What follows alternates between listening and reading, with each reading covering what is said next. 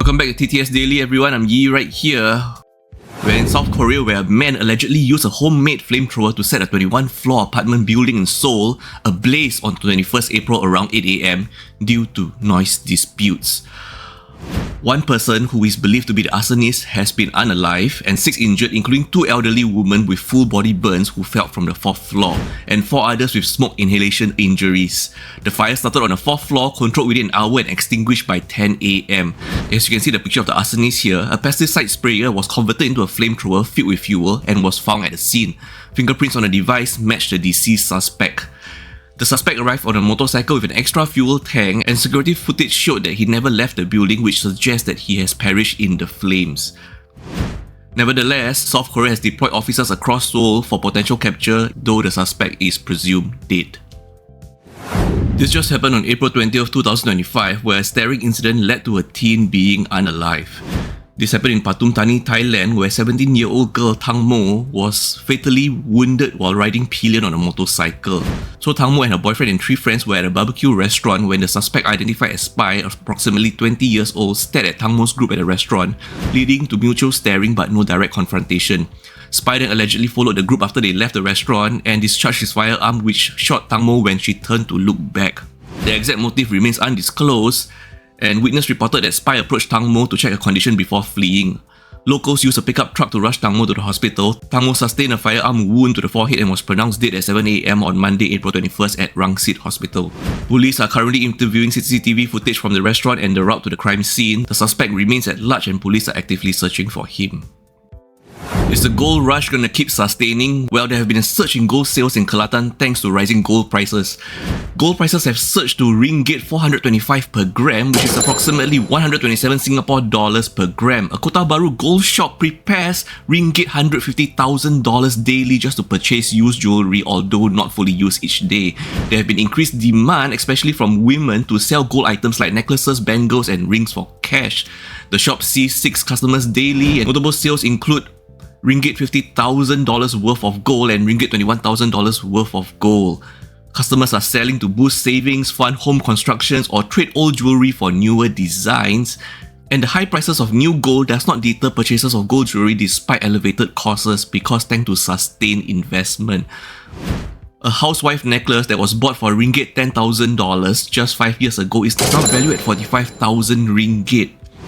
She postponed selling, expecting prices may reach ringgit $460 per gram, which is about Singapore $138 per gram. So what do you think? Is the gold rush going to keep sustaining and keep going up to the moon, or are we about to see the peak right here? Another outrage of modesty case on a Singapore-bound flight. On February 28, Rajat, a 20-year-old Indian national, allegedly molested a 28-year-old Singapore Airlines crew member on a flight from Australia to Singapore by placing his hands on her hip area. The victim, an air stewardess, was escorting a passenger to the lavatory when she noted a tissue paper on the floor. While the victim was bending to pick up the tissue paper, Rajat allegedly grabbed her from behind and pushed her into the lavatory.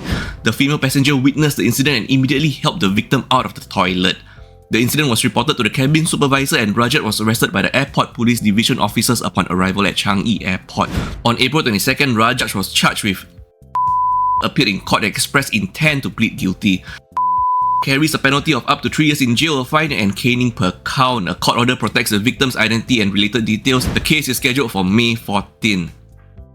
This happened in Singapore, where a couple on the 12th floor allegedly forgot to turn off their air conditioner before leaving for an overseas trip, causing water leakage into neighbouring flats. This happened at Block 102A, Punggol Field, and affected units reported damage to floor, ceilings, walls and furniture. So apparently the couple left home early on 15 April with suitcases, suggesting a holiday abroad. They were seen on, CCTV footage with up to 4 suitcases, I believe. And the water issues were noticed by neighbours on 17 April by the upstairs unit and 18 April by the next door unit. So the damages for the next door unit includes water droplets on shed wall, mold growth and bubbling and peeling paint. So the next door neighbour had to move the furniture to prevent further damages and wipes the walls twice daily. And he has concerns about dampness reaching the power sockets, which risks a short circuit. While the downstairs neighbour are complaining of water dripping from their ceiling.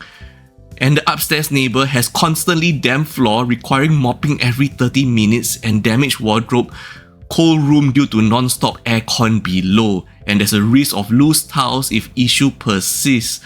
There have been attempts to contact the couple by knocking but no response. I mean, since we have footage of them leaving already, and neighbors are considering cutting the couple's power supply, but it was deemed that it might be illegal to do so without the couple's consent. But there's no way to reach out to the couple. That is the main issue now, because nobody has their contact details. The only plans right now is to seek compensation for damages, or is there another way for us to reach the couple? Is there any way is it possible to get the registration details of the flat from the housing board so that we can reach out to the couple and get their consent, to cut off their power supply first? There should be a way instead of just waiting blindly until the couple reaches home, right? There should be a better solution to this than just waiting blindly for the couple to reach home and turn off their aircon.